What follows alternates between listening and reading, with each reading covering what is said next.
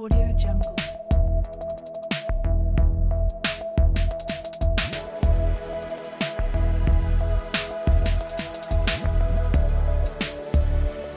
Audio Jungle.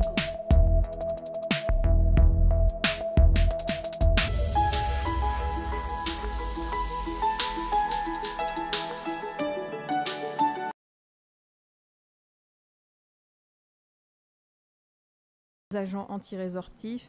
En général, l'hormonothérapie, on avait dit qu'elle ne donne pas beaucoup d'effets sur la cavité orale, mais on attend de voir, parce que la thérapie ciblée, la biothérapie qui donne l'hormonothérapie est assez récente. Il faut rappeler qu'avant de prendre en charge ces malades, revenir toujours sur la demi-vie des molécules qui sont prescrites. Et là, on est obligé de revenir sur les données théoriques. Je ne sais pas, soit regarder sur Internet et reprendre ce genre de tableau qui peut être très utile dans la pratique quotidienne. Ne pas oublier les effets des différentes molécules, aussi bien sur la cavité générale que sur l'état général que sur la cavité orale. Donc on a fait un tableau un petit peu récapitulatif de tout ce qu'on a dit ce matin. Il n'est pas exhaustif parce que ce n'est pas possible de reprendre toutes les molécules, mais on a essayé de mettre en avant les molécules les plus utilisées. Voilà, donc en pratique, on peut avoir affaire à 3 catégories de patients. Les patients qui sont candidats à un traitement, les patients qui sont en cours de traitement ou les patients qui ont fini le traitement, qui ont déjà été traités, soit qui l'ont arrêté, soit, en général, qui l'ont arrêté. Donc on va commencer par la prise en charge des patients candidats au traitement. En principe, c'est les médecins prescripteurs qui les orientent parce qu'actuellement, ça y est, ils sont donc au courant des effets secondaires sur la cavité buccale et ils savent très bien que certains effets secondaires sont vraiment difficiles à prendre en charge, tels que la nécrose. Donc, quand ils sont orientés, en général, le praticien nous précise la pathologie générale, le type de traitement, la durée potentielle, le mode d'administration et si le patient présente des facteurs de risque tels que les comorbidités. Au cas où ces renseignements ne sont pas donnés, on est obligé de contacter le médecin traitant par l'intermédiaire soit d'une fiche navette, soit par le téléphone.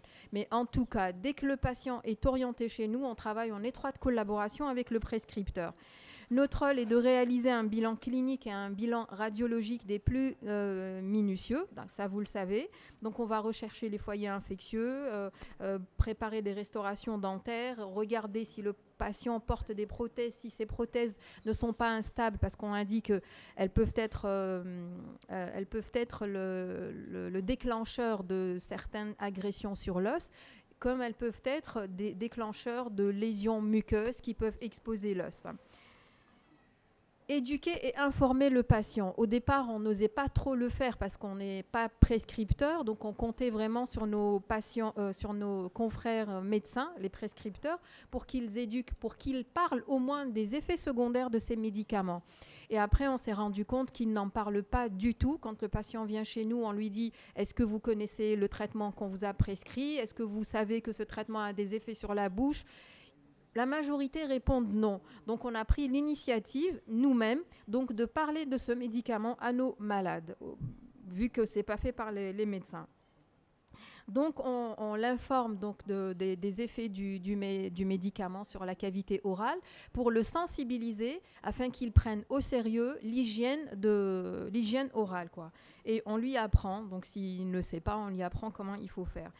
Et aussi, on le motive par rapport au contrôle régulier dès qu'il commence le traitement. Parce que très souvent, dès qu'on fait une remise en état de la cavité buccale, le patient est occupé, surtout quand il s'agit de cancer, le patient est occupé par sa maladie et après, il oublie sa bouche. Donc, il faut vraiment que même les patients changent leur propre façon de voir leur maladie. Il faut qu'ils pensent à la cavité buccale. Elle est partie intégrante du traitement. Voilà, et donc après avoir tout ça, on va réaliser donc la remise en état, ça on fait tout un bilan, on réalise la remise en état de la cavité buccale. Une fois qu'on a fini, on fait bien sûr de certificat d'expertise dentaire, le plus bref délai. L'idéal, c'est d'agir dans les 15 jours, mais dans la réalité, c'est quasiment impossible. Voilà. Et le prescripteur, en principe, il n'a pas le droit de commencer les thérapeutiques ciblées ou alors les antirésorptifs. Il n'a pas le droit de les commencer tant que nous, on n'a pas délivré le certificat d'expertise. Voilà, donc les patients candidats aux nouvelles thérapies, c'est-à-dire ils n'ont pas encore, la maladie a été diagnostiquée, ça peut être une maladie tumorale maligne, ça peut être une maladie strictement bénigne. Alors chez ces patients, tous les gestes sont réalisables par le médecin généraliste, le médecin dentiste généraliste. Donc tout omnipraticien peut prendre en charge les malades qui sont destinés à commencer ce type de thérapie. Donc ça peut se faire.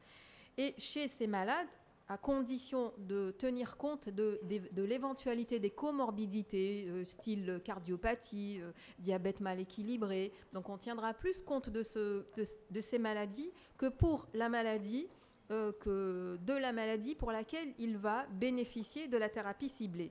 Donc tout peut se faire chez ce genre de patients. Extraction, assainissement parodontal, restauration prothétique à condition qu'elle soit bien équilibrée. À la limite, on peut la laisser après la prise en charge de la maladie générale.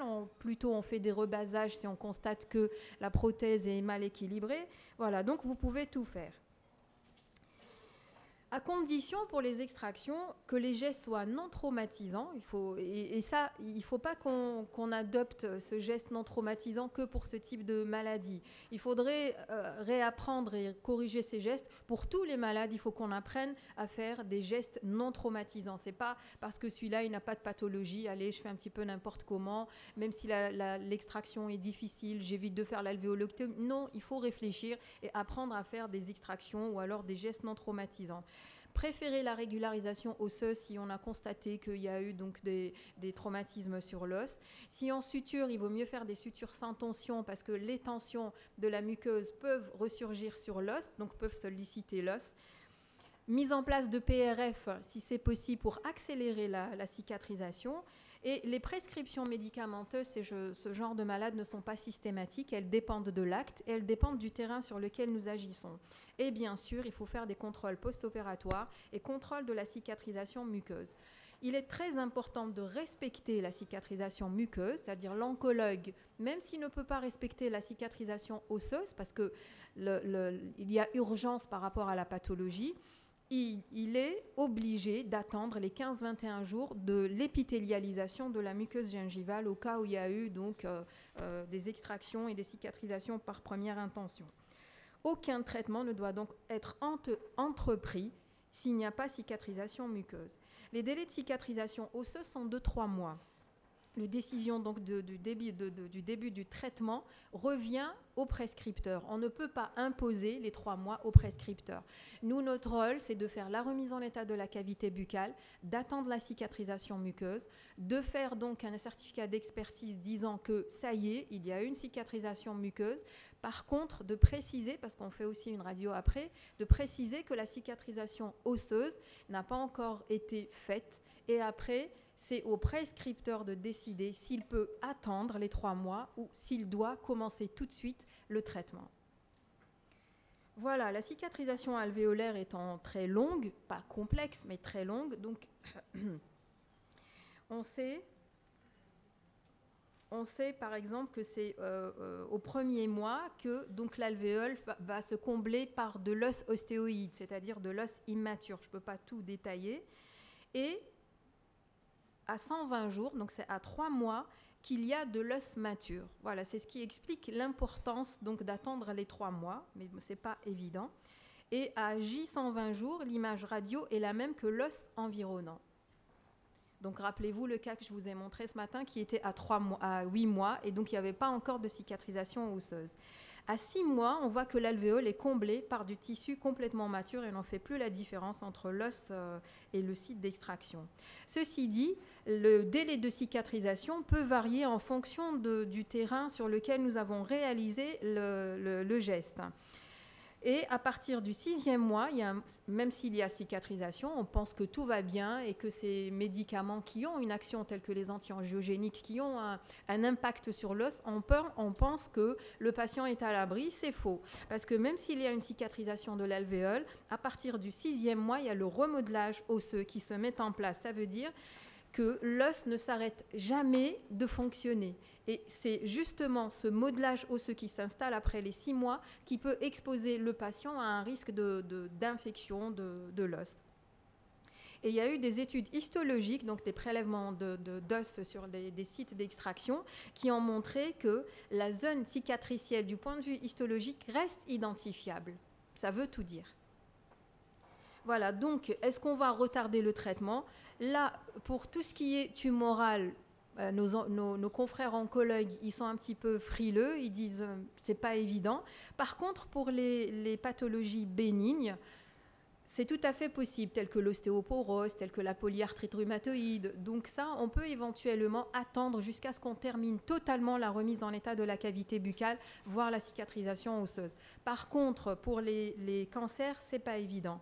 D'ailleurs, dans une table ronde avec des médecins, on avait proposé que dès que le cancer est diagnostiqué, il faut tout de suite dire au malade, donc même s'il n'est pas encore, il y a suspicion, dire au malade de commencer à prendre en charge sa cavité buccale.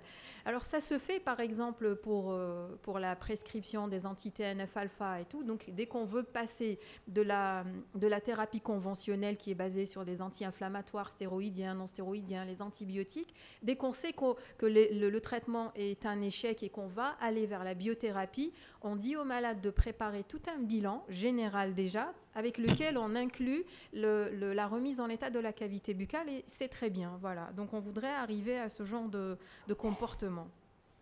Maintenant, pour les patients qui ont arrêté ce type de traitement, donc on peut effectivement arrêter la thérapie ciblée. Pourquoi? Soit parce qu'il y a rémission totale, donc bon, il n'y a plus lieu de continuer le traitement, soit parce que malheureusement le patient ne supporte plus, donc on a vu les effets secondaires aussi bien sur l'état général que sur l'état local. Imaginez que par exemple il y a une mucite importante, que le patient ne peut plus s'alimenter et donc il y a une perte de poids, une altération de l'état général, est obligé d'arrêter cette thérapie même si elle est bénéfique par rapport à la pathologie.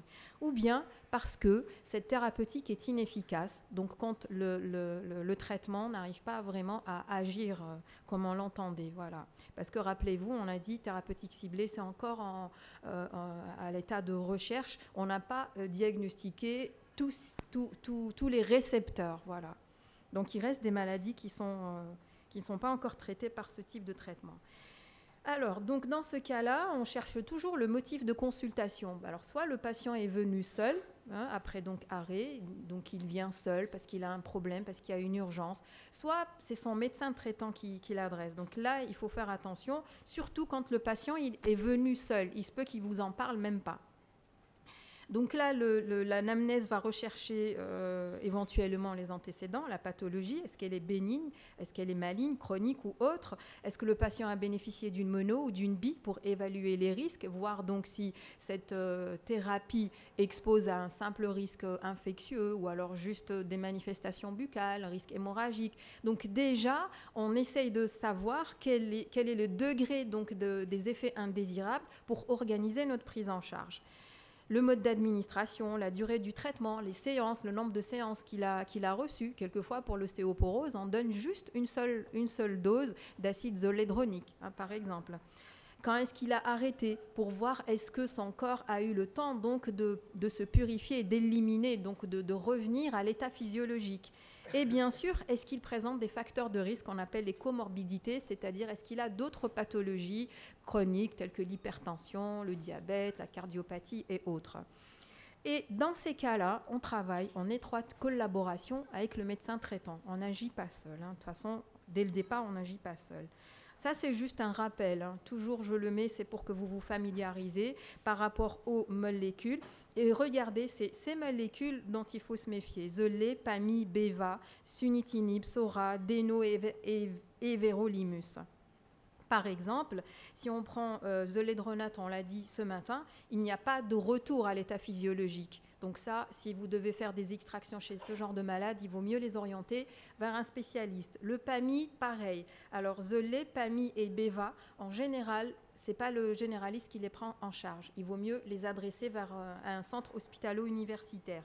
Par contre, denosumab et everolimus, ça peut être faisable, voilà, si vraiment il y a urgence. Il faut revenir donc toujours à la demi-vie et à la prise en charge, aux effets secondaires. On commence par réaliser un bilan radioclinique classique, comme on le fait pour tous les patients, pour rechercher les foyers infectieux. Bien sûr, on vérifie les prothèses si le patient est porteur donc de prothèses. On se méfie énormément des prothèses instables parce qu'elles sollicitent l'os et les muqueuses. On cherche les épines, les exostoses et autres. On ne se limite jamais au motif de la consultation, en fait. C'est ça le but de ce rappel. Éduquer, informer le patient aussi, parler avec lui, donc par rapport aux molécules qu'il a prises, on s'assure si donc c'est un patient qui a été éduqué par rapport à cela, est-ce qu'on l'a informé des effets secondaires, est-ce que ces effets secondaires sont graves ou pas en fonction de la molécule. Et bien sûr, on établit un plan de traitement. Traitements conservateurs et endodontiques sont à privilégier chez les patients qui ont bénéficié de thérapies ciblées, c'est-à-dire à chaque fois que c'est possible de faire un traitement conservateur, il faut les faire. Et les traitements conservateurs sont faisables par tous les confrères donc, généralistes. Par exemple, s'il y a des mobilités de stade 1 et 2, on préfère plutôt poser des attelles que extraire. Voilà. Et puis, en cas de douleur, d'infection, de mobilité 3 ou 4, là, ça devient des urgences. Donc ici, il faut faire appel à des spécialistes. On a deux types de molécules, que nous allons retrouver chez nos malades. Des molécules dont la demi-vie est courte. Et dans ce cas-là, le retour à l'état physiologique est possible. Et à chaque fois que la molécule, du moins que le retour est possible, la prise en charge par un médecin généraliste est aussi possible. Il faudra vérifier les valeurs hématologiques, c'est-à-dire on fait une formule numération sanguine. Et pour certaines molécules, comme les anti-TNF-alpha ou certains anti-angiogéniques qui agissent sur l'hémostase primaire, on fait donc une numération plaquettaire, comme pour les denosumab, par exemple. Et à ce moment-là, si on constate que ces valeurs sont normales, donc la prise en charge se fait aussi normalement, sans précaution particulière. Par contre, si la demi-vie est longue, dans ce cas-là, donc on garde à l'esprit que le retour à l'état physiologique est quasiment impossible. Donc, ou alors donc l'arrêt récent, là aussi ça veut dire que le retour ne s'est pas encore fait, ou alors lorsque c'est des molécules qui agissent sur l'os, le retour est quasiment impossible. Dans ce cas-là, l'intervention se fait à main forcée, dans un milieu hospitalier. Parce que là, il y a des protocoles, en tout cas nous, dans mon service, on a un protocole particulier par ce type de malade qu'on va partager un petit peu avec vous. Prise en charge des patients qui sont en cours de traitement, on en voit beaucoup malheureusement, parce que ce n'est pas toujours évident de réaliser la remise en état de la cavité buccale. Toujours travailler en contact, en collaboration avec le médecin traitant qui va nous donner des informations sur la molécule qui a été prescrite et sur la pathologie générale. Et ici, il faudrait, chez ce patient, en fonction de la molécule, parce qu'il est en plein dedans, rechercher si ces molécules sont capables d'engendrer un risque infectieux, un retard de cicatrisation, la nécrose éventuellement de l'os et bien sûr le risque de saignement pour certaines molécules. Le temps d'arrêt du traitement, si un arrêt s'avère nécessaire, donc on le discute avec le médecin traitant en fonction de la molécule qui est prescrite. Et il dépendra de la demi-vie du médicament et du risque lié à l'acte envisagé. On tient compte du médicament, on tient compte de sa demi-vie, on tient compte de la durée, on tient compte de la posologie qu'il a prise jusqu'à présent et on tient compte aussi du geste qu'on va réaliser. C'est très, très, je dirais même compliqué pour nous. Donc là aussi, on va réaliser un bilan radioclinique et en général, chez ce genre de malade aussi, on ne se limite jamais au motif de consultation s'il y a un seul motif. On regarde toute la cavité buccale. Tant qu'à faire, il vaut mieux agir de manière définitive sur toute la bouche. On va rechercher les foyers infectieux de façon vraiment très précise. pareil, on revoit les prothèses, on revoit les épines irritatives et autres. On revient sur l'éducation et l'information du patient. J'insiste énormément parce que vous allez voir maintenant que vous êtes sensibilisés, vous allez voir que les patients ne sont pas informés par les prescripteurs du risque de ces molécules. Même les risques minimes, même les mucites, même les problèmes de troubles du goût, ils ne sont pas du tout informés. Donc à nous de le faire. Et puis lui expliquer qu'il doit revenir pour des contrôles réguliers tous les 4 mois, quel que soit le type de la thérapie ciblée qu'il est en train de prendre, hein, même celle dont les manifestations sont minimes. Et bien sûr, établir un plan de traitement. On reste toujours sur le fait de privilégier les traitements conservateurs, encore plus chez les patients qui sont en cours de traitement, parce que le risque est beaucoup plus important chez eux. Mobilité de stade 1 et 2, pareil, donc c'est à peu près la même philosophie. Et on agit quand un patient vient pour une urgence, même s'il est en cours de traitement, on est obligé d'agir. Voilà, malheureusement. Alors, s'il y a un risque hémorragique, retenez que ce sont les anti-angiogéniques, le Beva, le Suni, le Sora, l'aflibercept et la pazopanib, ou le pazopanib, qui sont susceptibles de provoquer ou d'engendrer des saignements qui sont spontanés. Alors, imaginez si on doit faire des extractions ou une incision ou autre. Donc, le risque est un petit peu majoré.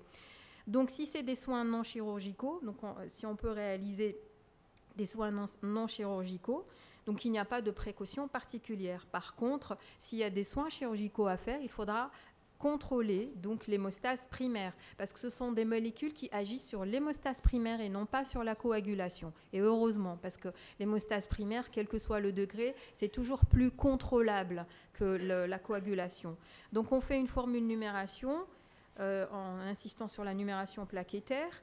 Arrêt selon la demi-vie des molécules, c'est très important. Donc on arrête la molécule, on va y revenir. Réaliser une chirurgie atraumatique, parage du site opératoire, on nettoie bien, on lave bien. On utilise les moyens locaux d'hémostase qu'on a l'habitude d'utiliser chez tous les patients à risque hémorragique, tels que les éponges de collagène, ce sont les meilleurs. Des sutures qui sont bien sûr hermétiques sans créer de tension sur l'os. Rappelez-vous, ça ne sert à rien donc de comprimer l'os parce que ça favorise les micro-fractures qui peuvent enclencher une nécrose de l'os. Donc il faut faire attention. Limite, il ne faut pas suturer. Antibioprophylaxie n'est pas systématique, c'est en fonction de l'acte et c'est en fonction de la molécule aussi. Donc c'est un petit peu compliqué. C'est pour ça qu'il faut toujours revenir au traitement prescrit. Les médicaments ne sont pas tous pareils. Il n'y a pas une thérapeutique qui se calque d'un patient à un autre, d'une prise en charge à une autre. Le risque infectieux, donc Beva, Suni, Afli, voilà, je vous laisse les lire. Donc si c'est des soins chirurgicaux, non chirurgicaux, bien sûr on préfère encore une fois les soins conservateurs, tels que les traitements endo, qui se feront sous antiprophylaxie, parce que là, il y a un risque infectieux potentiel. Et si on fait un sondage parodontal ou alors des détartrages, là aussi, l'antibio est recommandé. Dans les soins chirurgicaux, on préfère arrêter certains médicaments et l'antibio est recommandé. Voilà, par exemple, est-ce qu'on peut le détailler? Je ne sais pas. Beva, par exemple, on arrête 5-6 semaines pour le Beva avant d'intervenir. Le respect des 5-6 semaines est très, très important. On reprend 4 semaines après l'intervention pour donner le temps à la muqueuse de cicatriser. Rappelez-vous, c'est la cicatrisation muqueuse qui prime. Sunitinib, on arrête 24-48 heures et on reprend 3-4 semaines. C'est en fonction du retour à l'état physiologique. Et pour les autres, on reprend dès que la muqueuse est bien cicatrisée. Retard de cicatrisation et odonto, on va corriger tout de suite. Ce n'est plus une ostéochimio, c'est une juste nécrose, voilà. Donc, en plus des ostéoclastiques, c'est aussi les thérapies ciblées, telles que les anti-angiogéniques, telles que le Déno, le Beva, le Suni et autres. Sachez qu'actuellement, bien qu'il n'existe pas de recommandation officielle concernant la conduite à tenir lors d'actes chirurgicaux sous molécules inductrices de retard de cicatrisation, il est recommandé d'éviter au maximum toute chirurgie au cours du traitement. Je ne sais pas ce que le professeur Skander nous prépare. pour tout à l'heure. Mais il m'a promis qu'il allait descendre mon travail. Je plaisante. Alors, quelles sont les molécules inductrices de nécrose? On vient de les voir, on l'a dit, les anti-ostéoclastiques, le denosumab, je l'ai redit exprès, c'est pour que vous vous imprégniez déjà, le Beva, l'éverolimus, le Sora et le sunitinib. Rôle du médecin dentiste chez les patients qui sont sous traitement inducteur de ces nécroses par voie intraveineuse et sous-cutanée. Donc, pour les généralistes, ils peuvent déjà éduquer le patient par rapport à son hygiène bucco-dentaire. Voilà, il faut leur parler, il ne faut pas avoir peur d'emblée. Il vous dit, voilà, ah non, je préfère vous envoyer chez un spécialiste. Non, il faut prendre le temps de le voir, de l'examiner, de lui parler. Ça va permettre donc de le rassurer déjà. Faire des contrôles radiocliniques tous les 4 mois. Voilà, vous pouvez les suivre et voir s'il n'y a pas de manifestation, au lieu donc qu'ils perdent leur temps à aller donc jusqu'à Alger ou jusqu'à Oran pour des contrôles que vous-même vous pouvez faire. Restez en contact avec le médecin traitant prescripteur, privilégiez les traitements conservateurs et endodontiques. Et s'il y a des mobilités dentaires, nous on le fait, donc on place des attelles pour maintenir ces mobilités. Pourquoi mobilité 1 et 2 spécialement? Parce que le volume osseux est assez important. Donc si on extrait, le risque de nécrose est important. Donc on préfère immobiliser. Alors que dans les mobilités extrêmes, la dent tient à peine par son apex, donc le risque est moindre. Voilà pourquoi dans les 1 et 2, on préfère arrêter la mobilité pour arrêter de solliciter l'os, alors que quand la mobilité est importante, on fait une radiographie, on constate que le volume osseux est réduit, donc il y a moins de risques. Alors quand le traitement est donné par voie intraveineuse, on dit qu'il n'est pas nécessaire d'arrêter. Alors ici, ce n'est pas la thérapie ciblée, mais les anti-ostéoclastiques, parce que thérapie ciblée ne donne pas comme ça, comme les biphosphonates, on ne donne pas par voie intraveineuse jusqu'à aujourd'hui. Donc il n'y a pas d'arrêt du traitement avant de prendre en charge. Dans la pratique, les prescripteurs ont tellement peur, quand on doit intervenir, ils préfèrent arrêter. Même si ça n'a aucun impact, parce qu'on a vu la demi-vie osseuse est de 20 ans, même si on arrête, ça n'a aucun impact. Le risque reste le même, mais on va dire que ça agit plus sur le psychique du médecin que sur le bienfait du malade. Donc, dans la littérature et ailleurs, on n'arrête pas. Ici, les prescripteurs préfèrent arrêter. Et bien sûr, tout geste traumatique se fait sous antibioprophylaxie selon les données de l'ADA 2006. Si on doit faire des actes invasifs chez les patients qui sont sous anti-ostéoclastique par voie orale, tout dépend donc du cas clinique. Si le patient a été traité par exemple moins de 4 ans et il n'a aucune autre pathologie générale hormis la pathologie osseuse bénigne, dans ce cas-là, on n'arrête pas, je parle de la voie orale, on n'arrête pas les anti-ostéoclastiques et tout geste bucco-dentaire de routine peut être réalisé sous antiprophylaxie. Si le patient est traité depuis moins de 4 ans avec comorbidité, ça veut dire avec d'autres pathologies générales, ou alors le patient est traité depuis plus de 4 ans avec ou sans comorbidité, à ce moment-là, on envisage d'arrêter les anti-ostéoclastiques 2 mois avant l'acte invasif, c'est-à-dire qu'il y a une possibilité de retour à l'état physiologique avec ces molécules et donc on les arrête une fois qu'il y a retour, soi-disant, parce que ce n'est pas possible de le quantifier dans ces cas-là. Et bien sûr, on agit sous antibiotiques, on préfère utiliser l'anesthésique sans vaso. À chaque fois qu'il y a eu entamation de ces médicaments, on passe à l'utilisation de l'anesthésie sans vasoconstricteur pour minimiser les risques. Pour certaines molécules, on peut faire ce qu'on appelle la fenêtre thérapeutique parce que la demi-vie est longue, vous l'aurez compris. L'antibiothérapie commence en général la veille pour ces médicaments. Et voilà par exemple, un protocole d'extraction qu'on utilise dans le service chez les patients qui sont sous thérapie ciblée, qui présentent un risque d'atteinte osseuse, de nécrose osseuse ou alors d'anti-ostéoclastique. Donc ici, c'est une patiente qui a eu un antécédent de cancer du sein avec bien sûr association d'acide zoledronique et de BEVA, donc ce qui augmente le risque et hormonothérapie, ce qui augmente le risque d'infection, de retard de cicatrisation et d'infection osseuse. Donc ici, on a fait une anesthésie sans vasoconstricteur pour aller extraire les dents. En fait, elle a fait un problème infectieux. Hein. C'est pour ça qu'elle nous a été orientée. Donc les dents ont été extraites. Je ne sais pas si vous connaissez le protocole de préparation du PRF à l'hôpital. On travaille avec un laboratoire privé parce que c'est pas évident de travailler avec le laboratoire de l'hôpital. Vous voyez, c'est plus compliqué de travailler avec le laboratoire de l'hôpital et donc on est obligé d'orienter le patient à un laboratoire privé pour préparer les membranes de PRF. Donc il s'agit de faire un prélèvement sanguin et de faire tourner donc les tubes dans une machine pour donc séparer la membrane PRF des autres éléments figurés du sein. Et voilà ce qu'on obtient. Nous, ce qui nous intéresse, c'est cette membrane-là qui est très riche en fibres de collagène, par exemple, qui interviennent dans la cicatrisation.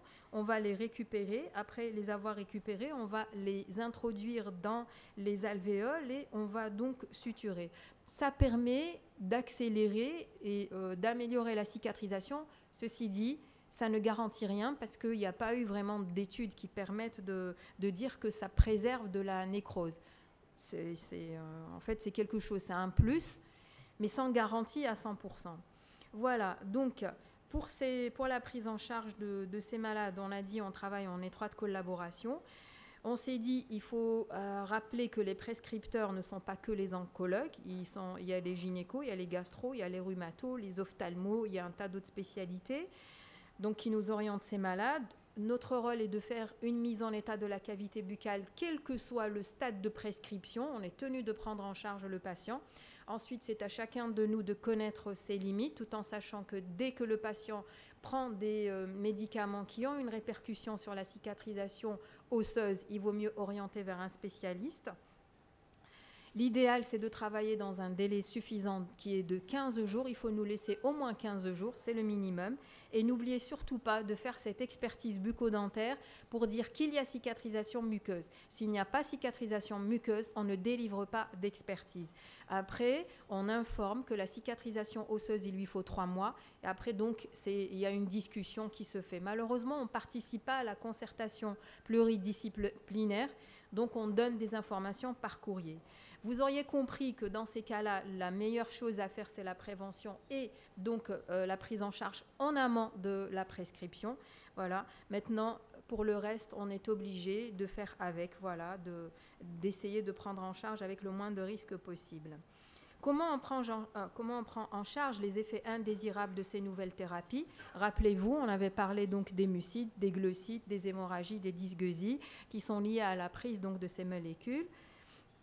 Voilà, pour les mucites, il faut préparer le patient avant, hein, quand vous savez sur quelle molécule il va prendre et qu'on sait quelle molécule est capable de présenter les mucites. Il faut donc, on peut déjà lui dire, il vaut mieux vous brosser des dents, brosser les dents, utiliser un dentifrice qui ne soit pas trop fluoré. Il faut hydrater donc la cavité buccale, les lèvres, donc prendre des chewing-gums qui vont donc l'aider à hydrater aussi la cavité buccale pour que vous savez, pour pas qu'il perde le film salivaire, il est très important dans la protection, et recommander comme bain de bouche plutôt du sérum physiologique.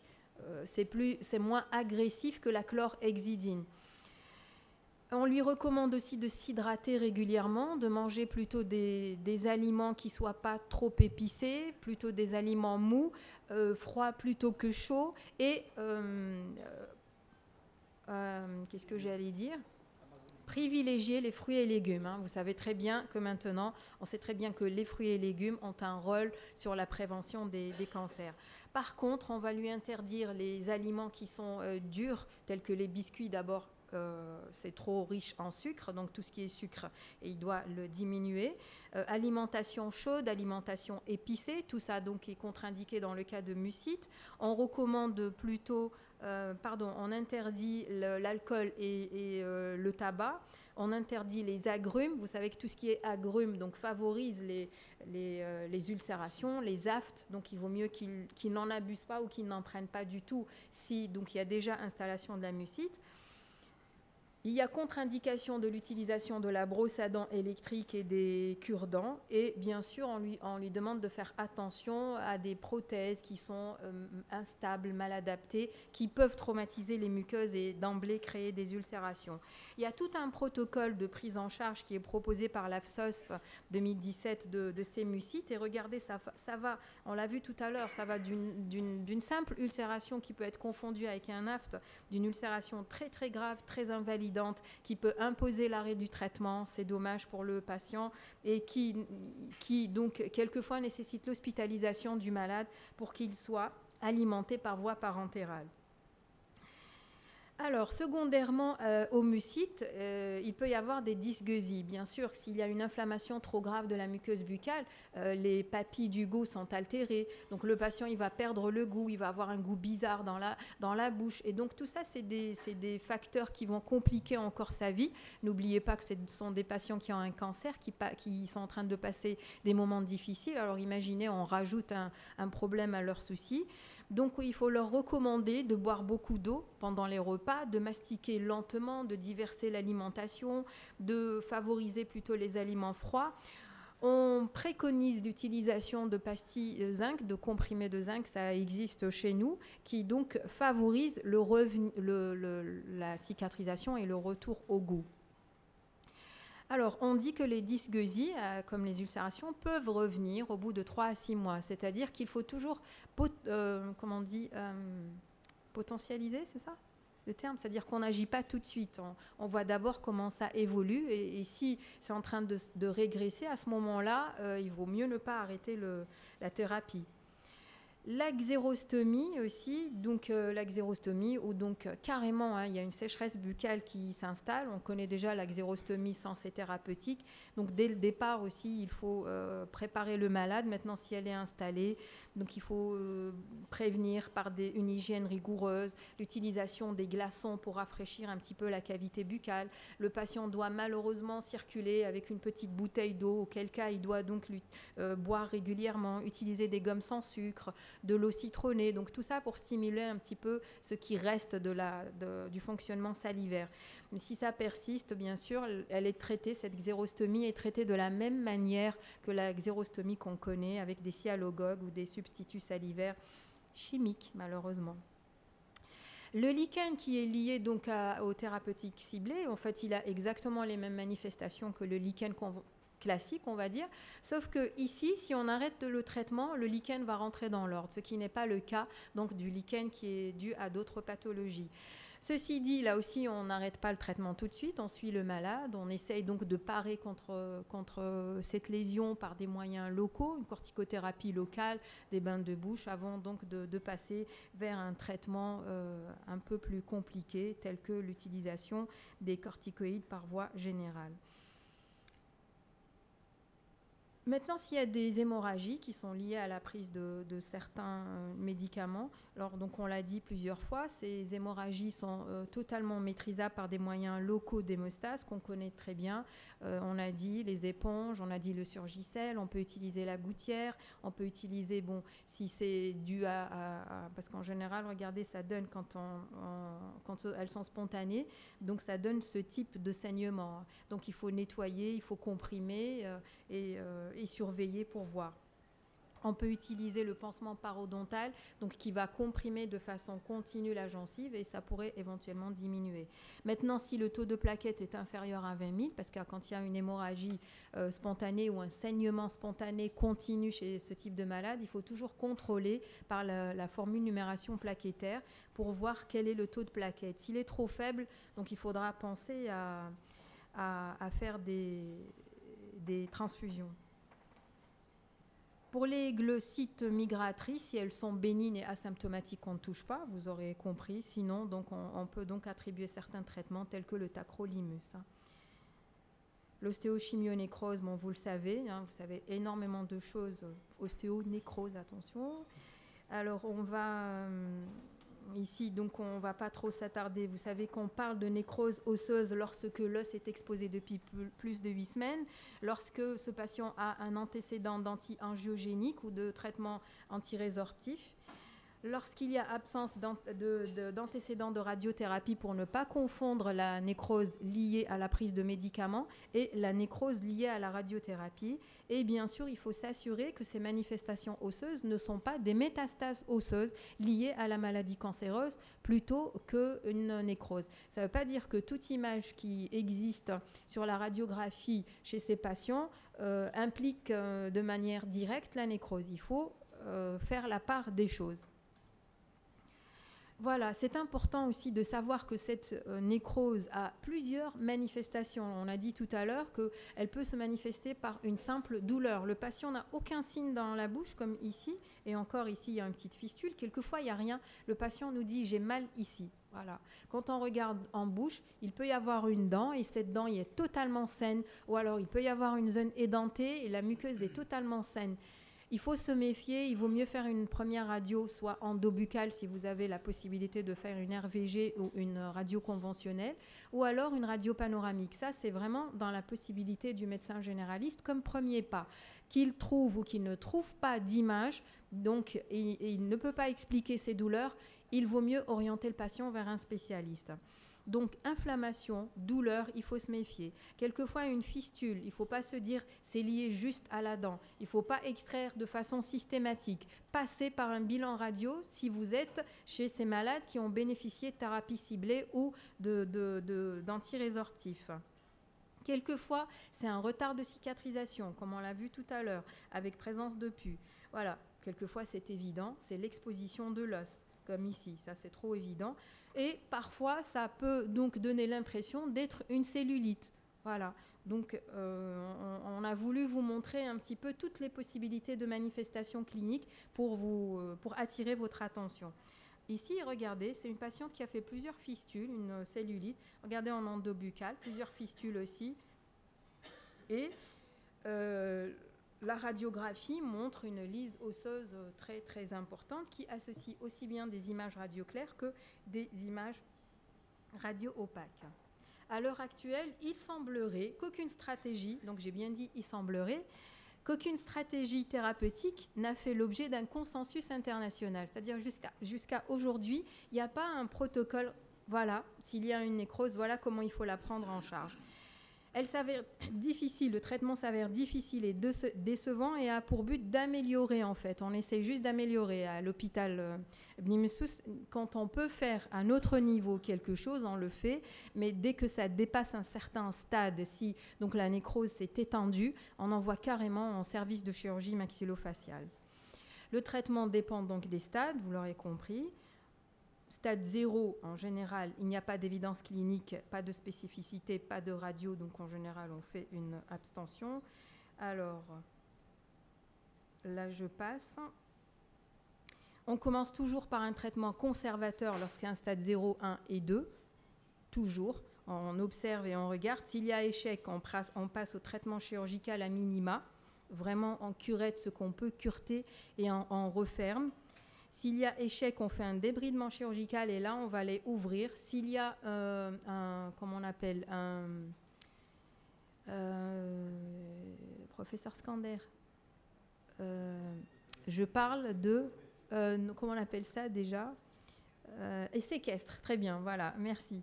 Donc s'il y a un séquestre, on est très très content parce qu'on va aller récupérer ce séquestre, on va nettoyer, on essaye d'aviver l'os et on referme. Pour nous, le fait qu'il y ait un séquestre, c'est une réussite, voilà, parce qu'on fait quelque chose ou alors on a l'impression de faire quelque chose. Si échec, donc on fait une chirurgie radicale, c'est là qu'on envoie les patients en chirurgie. Sinon, actuellement, il y a aussi des traitements adjuvants tels que l'oxygénothérapie hyperbare, la thérapie à l'ozone, la thérapie au laser ou autre. Mais là aussi, c'est-à-dire il n'y a aucun traitement qui a vraiment montré son efficacité à 100%. Ce traitement, en ce moment, il est encore à l'essai, le tocopherol et pentoxyphiline. Mais en pratique, c'est tout à fait autre chose. En pratique, on prend au cas par cas, on évite tout geste chirurgical, sauf s'il y a un séquestre.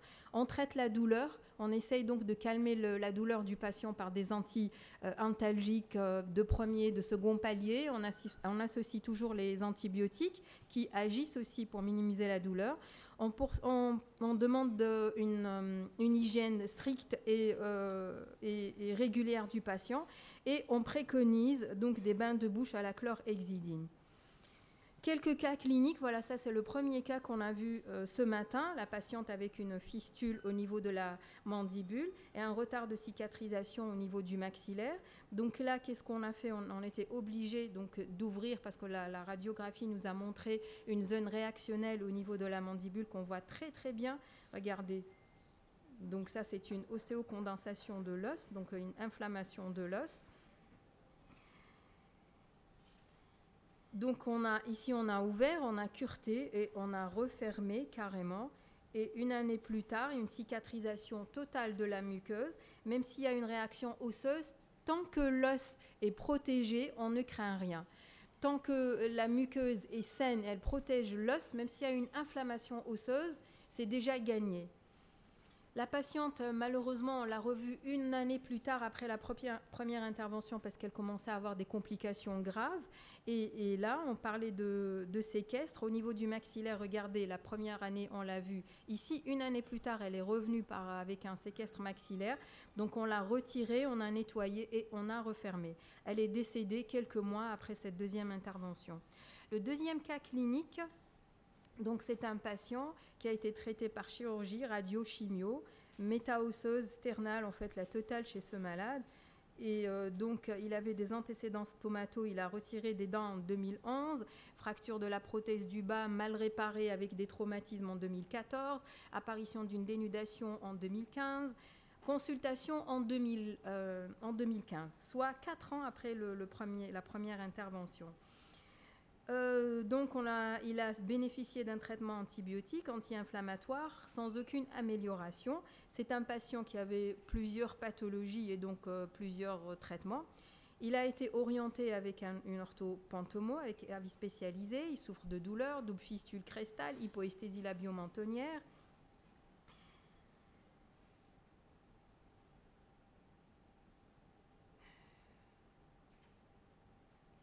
Et voilà, donc regardez la nécrose au niveau de la mandibule, hein, sans manifestation clinique importante, vu qu'elle est protégée par les corticales. Donc qu'est-ce qu'on a fait? On a ouvert, on a retiré le séquestre et on a fermé de façon hermétique sans pression sur notre os. Contrôle de cicatrisation muqueuse après 2 semaines et demie, voilà, c'est pas mauvais.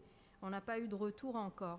Voilà, pour conclure, nous prenons en charge quotidiennement des patients qui sont sous thérapie ciblée pour des maladies cancéreuses, pour des maladies inflammatoires, donc des maladies graves, des maladies moins graves.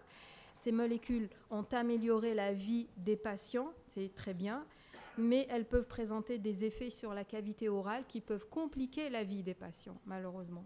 Donc ça serait dommage de voir un patient qui a guéri d'un cancer revenir avec une nécrose au niveau des maxillaires qu'on a du mal à traiter. Et justement, ceci oblige le médecin dentiste de s'impliquer sérieusement dans le souci d'améliorer la qualité de prise en charge des patients. Malheureusement, il n'y a pas encore de consensus international qui doit être suivi et tout. Il faut penser à la remise en état de la cavité orale, surtout avant la mise en route. À nous donc de sensibiliser autour de nous autant que possible. Même nos confrères médecins ne sont pas aussi informés que nous sur les effets de cette thérapeutique ciblée. La prévention, bien sûr, reste la meilleure arme thérapeutique. Voilà, je vous remercie pour votre attention.